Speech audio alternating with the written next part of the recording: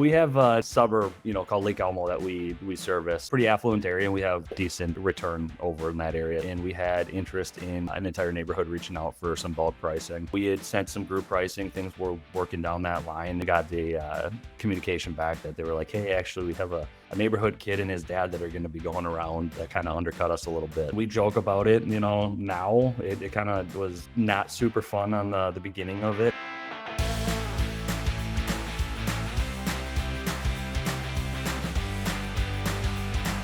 Welcome back inside of Trash Chatter. I'm your host, Victoria Conway, and today I'm pleased to be joined by Mike Schneider and Alex St. Martin from Minnesota Bin Bath. Gentlemen, how are you? Yeah, great. Yeah. Sorry, I'm sure it'll take us a second to figure out who's speaking when, but yeah. Your turn, Alex. Yeah, I'm good. Yeah, no, excited. We're doing awesome. Excited to be here. Great. Thank you guys for joining. I appreciate it. I know you guys are really busy, but just from some of the pre-show questions, I think this is going to be a very insightful and hopefully comedic episode for some of our clients. But the way we like to start every episode is, how did you guys find trash bin cleaning? What is your origin story that led you to now be in business for over a year? Yeah, so it kind of started. I'm a career firefighter, and so we had a late night call one night, and I was laying in bed trying to go back to sleep and just scrolling through TikTok, and ironically came across it that way. And it was actually a guy, Alex Schindler, out of Indiana, that I came across with Trash Can Rescue. And so I was like, oh, that's kind of a cool idea. He's a firefighter, I can make it work with my schedule. Started working down, that path with a different business partner.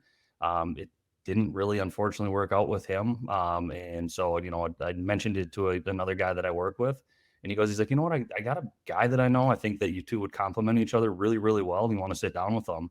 Long story short, Mike and I sat down and put some numbers together, and the rest is history. Yeah, I like 2 or 3 years ago, I didn't even know Alex at all. And yeah, just a mutual friend, one of my best friends is a firefighter, works with Alex. And I was like, hey, one of the guys I know has a great business idea, and I think you two should meet. So yeah, he told me the idea, and yeah, I was one of the people that when he told me the idea at first, just kind of like rolled my eyes, like I'm sure a lot of people do, where it's like, oh, trash bin cleaning, like that's like a very new thing in Minnesota. Like there's a couple active companies that exist, but it's a very new concept. Rolled my eyes at first and like sat down and thought about it, like, this really does make a lot of sense. And yeah, even like today or now, like my wife and I will talk about how before we had this, we never knew we needed it. And then now we get our bins cleaned by our company. And like if we go a month or two without doing it, she's like, I didn't realize I was a garbage can snob, but I am. Like, I miss not having. When's the next time you guys are coming? Like, it just kind of, you said that it isn't really the question, but yeah, it kind of how I like fit into it. And yeah, crunched numbers, thought about it more. Like, this really could be a brilliant concept if executed correctly. And yeah, really, really glad to be a part of it. That's incredible. And some things are just meant to be, and it's different opportunities. So that's really cool that you guys knew nothing of each other. And now you're business partners running a company, which I'm sure has many ups and downs. But one of the things I noticed when looking up your company, you guys have 75 5-star reviews. How important have the Google reviews been? And how did you guys go about getting them as you started to learn the different ways to advertise and market the service? Well, yeah, that's, I mean, one of the things I'm really proud of. And I know, I mean, we use MyRoute Pro right now, and just with their little, like, after we finish the job, the text that goes to the customer that also has a link to the review, that help to like where they can give us a review, that helps a ton. And basically with every customer we've had to date, after the first time we clean their bins, I send a follow-up email with before and after picture and thank them for being a customer. And also, like, oh, by the way, we're a small business who our business grows through like good reviews. If you are pleased with your service, can you leave us a review? And I think those emails have also really helped generate us some additional reviews along the way. Yeah, I mean, I think that, on the front end, we really talked about trying to be, obviously customer service oriented. We're in that service industry. And so trying to, really do the best that we could for the customer, and then obviously capture that for us on the back end of it. And so we were trying to create different avenues for that. MRP has made it, pretty easy in regards to that with that text. But we also have done it on the back end a little bit more organically, when we're out and about at some of our public events, where we've been, telling people, hey, you can go here and leave reviews for us, or, if you like this idea, here's how you can contact us or review. So I think we've really kind of spread the word, through social media organically, and then obviously through, our CRM as well. So yeah, and Ed, we have been using Nice Job also and love that. That's quite helpful. Yeah, kind of funny, like, because I probably every 2 weeks or so will upload the newest customers a nice job, and yeah, having to deal with, because like we do all of our other things before we get to that point where sometimes there already is a customer review in there, just having to go in and like tell it, "Art, don't send them this campaign. They've already reviewed," or it's like, haha, nice job, I beat you to it. Just yeah, but nice job has been, yeah, very helpful. Just there, it's so great to just set it and forget it and know that, all right, there, nice job's gonna reach out the right of frequency, not be annoying, but still send them the, hey, you guys got service from us. Can we get a review? And yeah, so I feel like all those approaches have been a good help. And yeah, just like in my mind, it's always been a priority of, this is a relatively new service in this region. The best way we can market ourselves is by being credible, and the way you're credible is by having the public give you 5-star reviews. So it's been kind of like our focus of providing good customer service and following up with them repeatedly until we get the review. Yes, I mean, reviews drive leads to you guys. It drives people realizing you're a reputable service. So it was awesome to see that. And as much as you guys have found different ways to market and advertise, I know when you were talking with Cullen about some of the pre-show questions, you had a really funny story about maybe what some would consider a downside of it, losing out on a contract to a neighborhood kid. But do you mind talking about the little Timmy story and how that came to be, and how it came to a resolution? Yeah, you're on it, Alex. Yeah.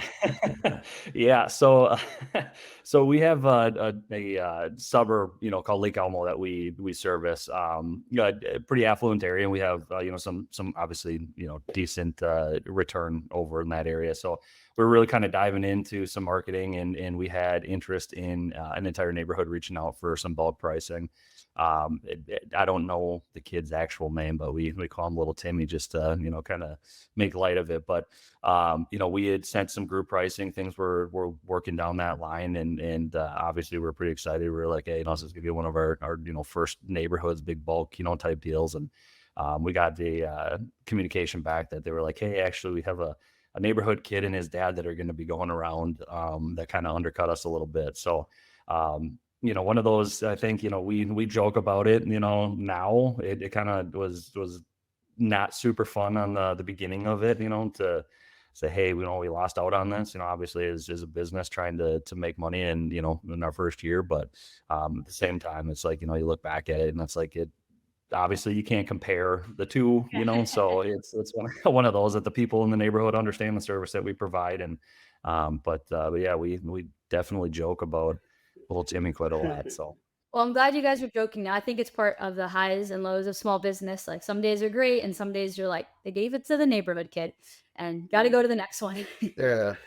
yeah, yep, and that's yeah, and ultimately for us, I mean, that's kind of what this year has been. It's just been rolling with the punches, and there's been a lot of learning. And so, I think one of those things of, we were trying to dive into, like, was it pricing? Was it how we communicated? Like all that kind of stuff, which obviously makes us better for the next one. But yeah, that one was was kind of like one of those, like, what the heck, we didn't really see that one coming at all with how that pitch was going. But it is what it is at this point, and I'm sure there's going to be more, unfortunately. But It happens at time. Once again, we're here inside of Trash Chatter, Victoria Conway, alongside Alex and Mike from MN Bin Bath out of Minnesota. Just happy to talk with them about the different experiences that they've had. And one of the things I was wondering about that I found interesting is that you have some competitors adjacent to you guys. What's your strategy with them, and how do you go about approaching that? Because it is a new service, there's not a lot of saturation, but obviously, if you have some companies near you, people handle it differently. So I'm intrigued to hear how you guys handle it. yeah, so there's a couple bigger ones. Metro Wash and Hydro Squad are the two, I would say, more prevalent, ones in our area. There's, I think, 6 or 7 now, kind of in the Twin Cities market.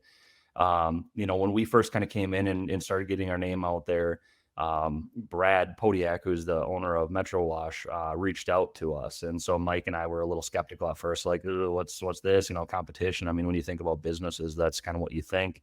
And he's like, well, let's just get together and, have a conversation over lunch. So Brad and Josh, who's from Hydro Squad, and the two of us end up meeting on a frequent basis. We were trying to do it once a month, just with schedules that didn't exactly work out that way. But they were super, super welcoming, very accommodating. It didn't really view it as, I would say, competition. It was just more of a, hey, we're all in the same market. We're trying to do the same things. And we just need to get our name out there. And so, if we can help you guys and you can help us, it's a win-win for everybody. And it really was kind of a really cool situation for us being brought into it, of the community, of saying, hey, we're here to support one another, and not, try to say, oh, your competition, you can't come across this street, or, things along those lines. So it's been a pretty cool thing to be a part of, from my perspective, as far as coming into the market. Yeah, and I would add that I'm sure Brad will never let us forget about it, but our first actual paid job was via him referring somebody to us and having us go do it. So he gave us a check for it, and yeah, I'm sure he's gonna hold it over our head forever. That of like, well, all the jobs you've done, I was the first. And yeah, it's been great knowing that like some of the other guys in this market in the area recognize that, hey, this is a thing where your success can be my success, because a customer in your region might have friends in my region. And yeah, they've been great. Like Brad is like throwing us a bunch that he knows are in close to us, and like I've sent him somewhere if we get denials because they're out of our service zone. We're like, hey, I know Brad does a lot in Plymouth. I'll throw him some Plymouth ones. And yeah, the relationship so far has been really, really positive and nice. And yeah. And I think that's been the biggest thing, is it's not, there's not obviously we have distinct boundaries on the back end for CRM for people, but we collectively have just been like, we generally speaking service this area. And with density being the name of the game, the some of these outliers in our area wasn't like an area that they service with their bases and where they were from. And so Mike obviously alluded to that, but the referral side of things, are like, hey, we had somebody reach out in that area, here's their contact, or we've done the same to them, since we don't, service that area. So, instead of letting, these customers just kind of fall off the wayside, we're trying to, obviously help each other out and kind of boost that, collectively across the community, rather than just, be selfish with that.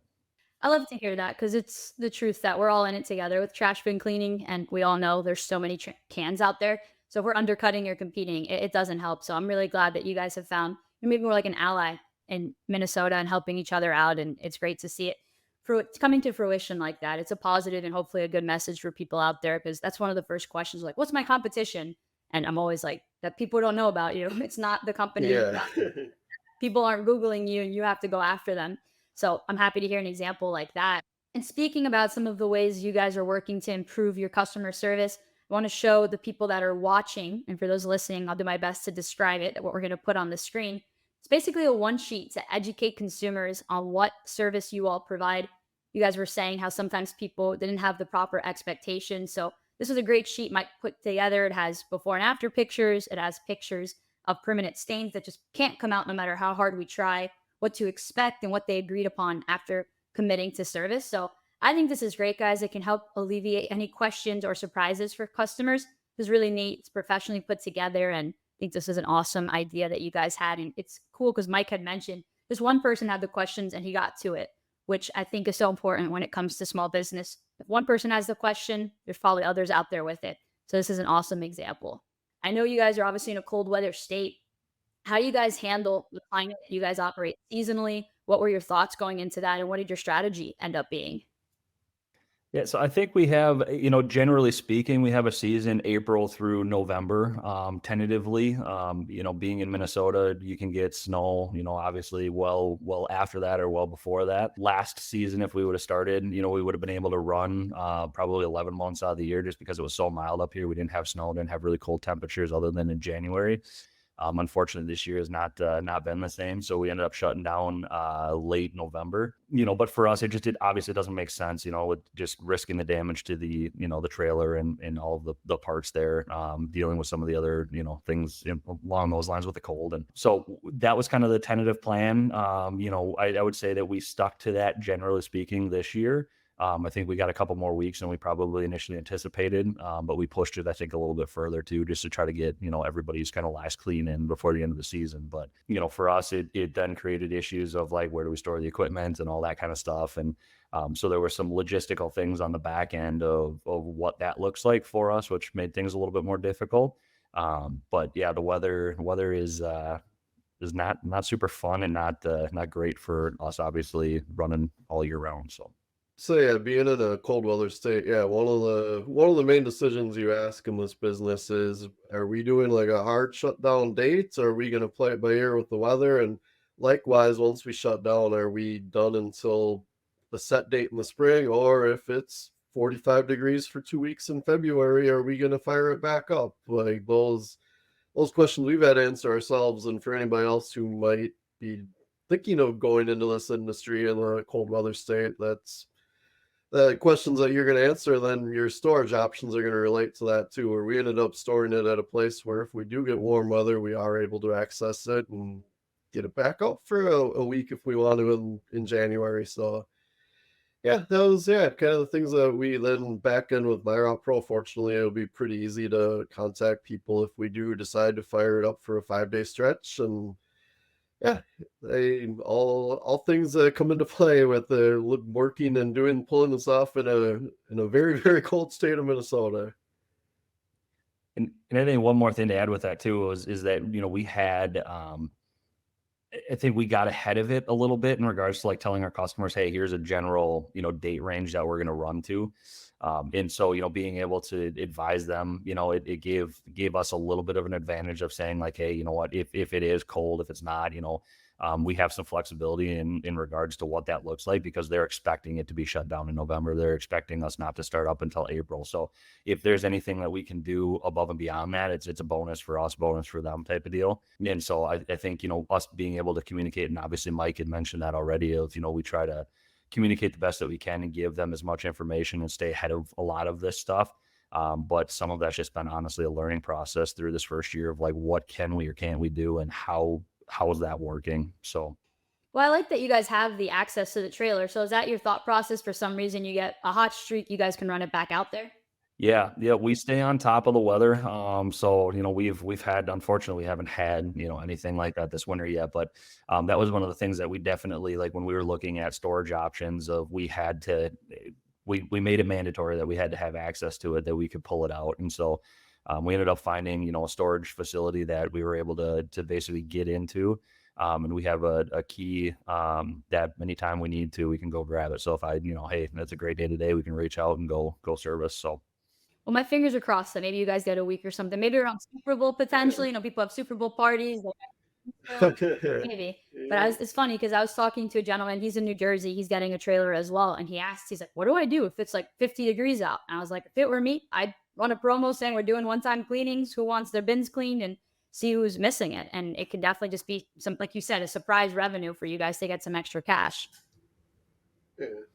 Yeah, and I think, for us, of we've kind of had, and I don't want to say it's hard cutoffs, but for us, really anything where it's been sustained below, kind of that 35 degrees, is where we really won't do it. I mean, we dabbled, a little bit, towards the end of the season, we ended up having to winterize it basically after every single use, just to make sure we could get to the next morning. Because we did have it drop below, freezing. So that creates a little bit of extra work, and obviously wear and tear, and that kind of stuff. And so, I mean, those are the things that we, I think you figure out as you go, of what's working and what's not working. So there's a little bit more on the back end, a little bit more on the front end of your days. But it allowed us to also run a little bit, more too. But those are just things I think, you have to, as a business owner, try to figure out what's going to work for you and what's not. And for us, that was kind of it's starting to, it's not as beneficial to keep running and having all this extra work and potential wear and tear in the vehicle for anything, beyond this point in the season. So, Well, I'm with you guys. I'm from the school of better safe than sorry, because there's nothing worse than us getting a call like the spinning head's not spinning, and we like look at the weather and we're like, it's 10 degrees. That might be why. This isn't going to be fun Yep. for anyone. So I'm glad it's working out well, and you guys are learning about that. And you're about to head into your second season, which is exciting because I'm sure you're coming in with so much more knowledge. What are some of your plans heading into 2025 and expectations for the company as you guys continue to Well, grow? I'd say one of our goals is we're really gonna we're hoping to at least land one more type of bulk cleaning contract. I'd say. Do you agree with that, Alex? So that's kind of one of the things that's on our minds and we want to make happen. Like realize like the bulk of our business is going to be residential customers, and that's great too, especially for diversification of not having all your eggs in one big contract. Or if you lose the contract, now you're like, what the heck do I do? I have no source of revenue. So yeah, we I feel like we've had like several people reach out on that and making progress, and we're hoping that year two will be the year that that finally happens. And some like recurring, we're going somewhere once a month, once a quarter, something like that.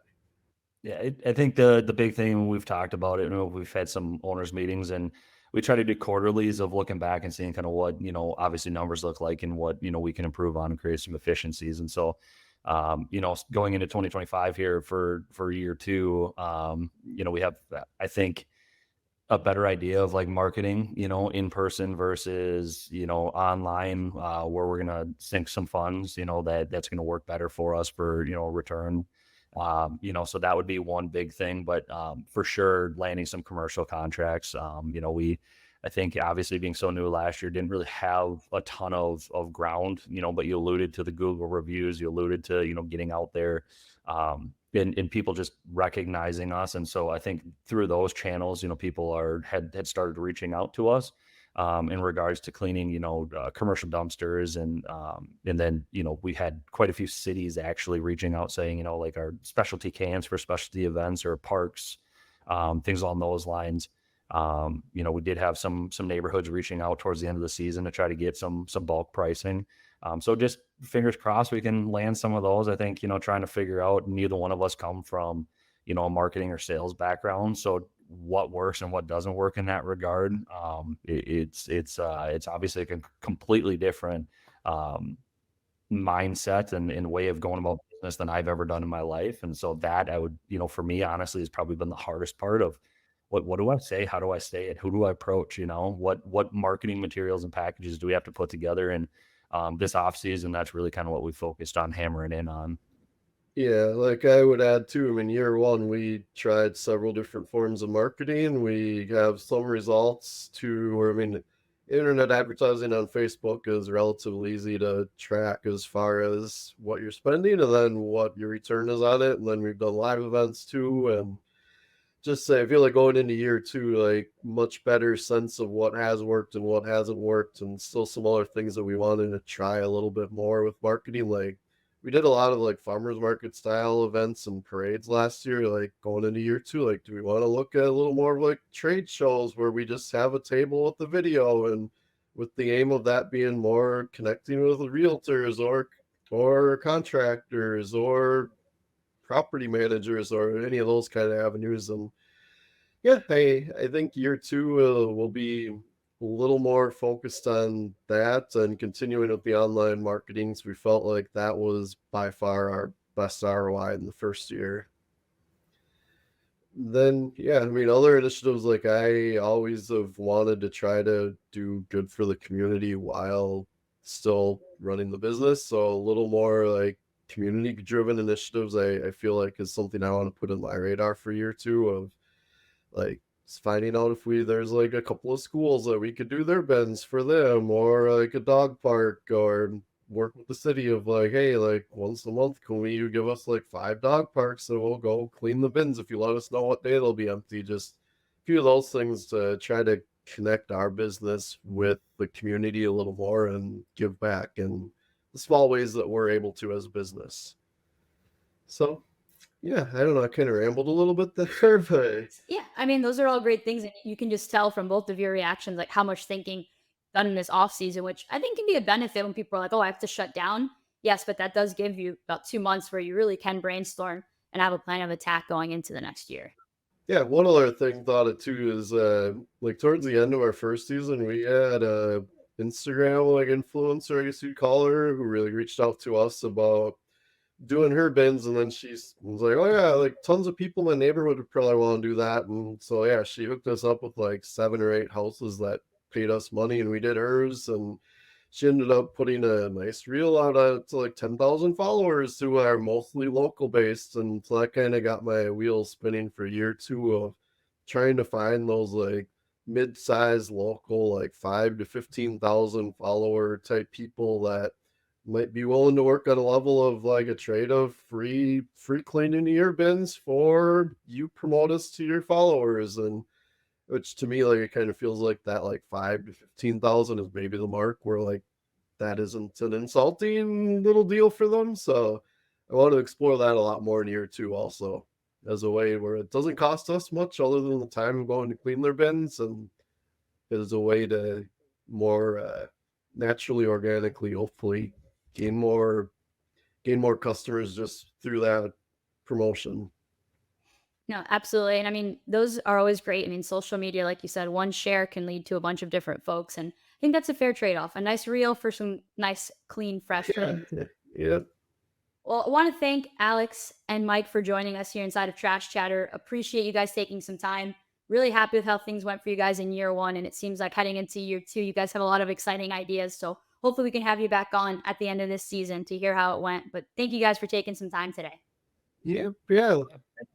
So much for the opportunity. Appreciate it. If you're in the Twin City area, check them out. mnbinbath.com. We'll also link their website in the description. And if you're enjoying Trash Chatter, make sure you like and subscribe. We drop one episode new every month. Thank you all for tuning in. You can check it out on YouTube, Spotify, Apple Music, wherever you get your podcasts. Once again, I'm your host, Victoria Conway. Thank you for tuning in, and we'll see you again next time.